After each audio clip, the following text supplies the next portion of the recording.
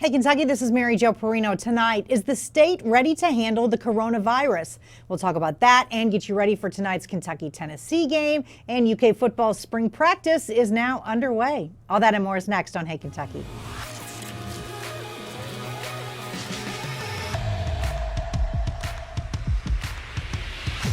Welcome into Hey Kentucky. Perrin Johnson is my co-host tonight, and we just want to begin with sending what we can, our hearts, our thoughts, our prayers to the folks in Nashville and Middle Tennessee after some devastating tornadoes that have left, at last count, nearly 24 people dead and countless homes and businesses destroyed. Just an awful scene.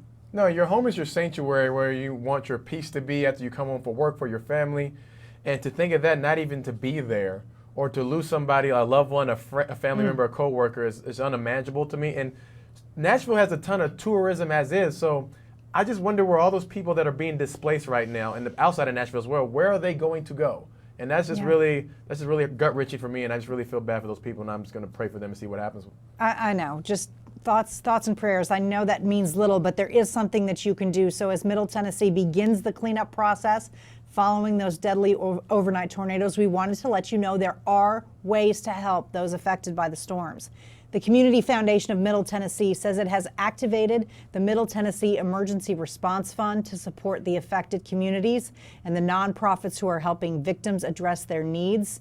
Hands on Nashville is also accepting volunteers. You can find links on heykentucky.com. You can also donate to local United Way offices in the Nashville area by texting Relief 2020 to 41444. That's Relief 2020 to 41444. They say 100% of those funds will support relief efforts.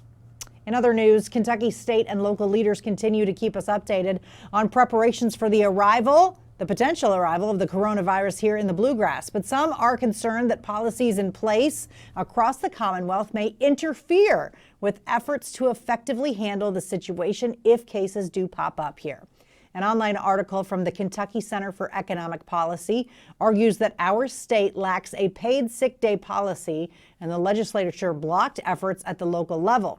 Governor Beshear is urging employers to offer paid sick leave for the next several months. Meanwhile, some say our public health infrastructure has been weakened by funding cuts and pension funding demands. Perrin, that's more of a concern to me than paid sick days, right? Because that can easily be abused. I feel like if I'm an employer, if you do have the flu or the coronavirus, yes, then we'll work that out. We'll get some paid sick time. But I think our health department is woefully underfunded, and that's where we're going to run into trouble. Yeah, and it's something that needs to be corrected, and it's amazing that when you look at the budget that these things weren't addressed earlier. Now they're going to be bigger problems when we have a situation like this, because now it's underfunded, and now how do you correct that at this point? And truly, the flu is a bigger health concern than coronavirus in Kentucky, so we got to watch ourselves with that. Wash your hands. I know. If people would just wash their hands, it'd be amazing. Why do we even need to say that? Why? I'm just telling you. Be grown-ups. All right. Turning to sports, Kentucky basketball wraps up the regular season this week, so we continue to look ahead to the team's prospects in the NCAA tournament. After lurking outside the top 20 all season, Kentucky is now a top 15 team in the net rankings, following wins over Texas A&M and Auburn. Duke comes in at number 6, even though they have dropped 3 of their last 5 games. Here's a look at the team sheet used by the selection committee. The Cats have 7 Quadrant 1 wins, 5 in Quads 2 and 3, and 7 victories in Quadrant 4. While Kentucky did make a significant jump, the Evansville loss is still a factor. Evansville.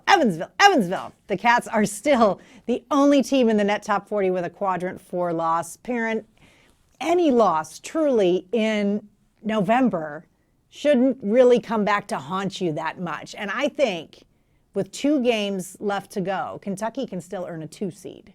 I think they can earn a 2 seed for sure. I think they still got a lot of work to do. I know Evansville happened so long ago, but it still affects your resume. We're seeing that right now. The greatest thing about Kentucky, though, is they're trending in the right direction. Oh, yeah. So, with the play of Emmanuel Quickly, obviously, him averaging 16 points, 40% from the three, and 90% from the foul line, he's playing himself in the SEC Player of the Year, as we've been discussing, and a lot of people see the same as well. To me, that's who is the SEC Player of the Year. He's going to split votes with Nick, and so I'm fearing it's not going to be someone from Kentucky, but it should be Emmanuel Quickly. All right, as we mentioned, Cats still have 2 games to go, starting Tennessee and Rupp Arena tonight. The Cats would like to extend their 8-game winning streak. On Saturday, Coach Cal said this current streak is huge. His players now have confidence that they can win the 6 games in a row that it takes to capture the title. So while some may say, let's rest some guys and get healthy, the message to this team has been simple. Regular season champs or not, keep your foot on the pedal, get better, and don't lose this momentum. UK assistant Joel Justice explains. You still have 2 more games to play in the regular season. That's just another way to build your confidence. As you're riding that wave into Nashville, then ultimately, like I said, 3 weekends in March to April. But every time you step on the court, it's a chance for you to build your confidence. But it's something that we talk about with our guys here, is every time you step on that court, you're being evaluated.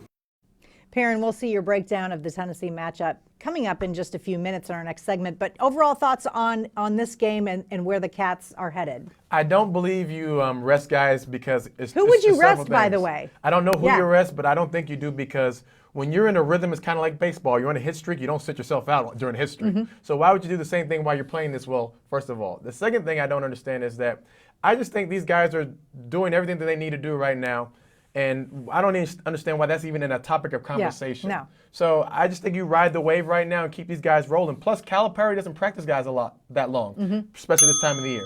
So I don't think rest is a thing that's a concern for you. I know people will say those things, and those are people just trying to pick apart things, but I think you just continue to ride this wave right now. Absolutely.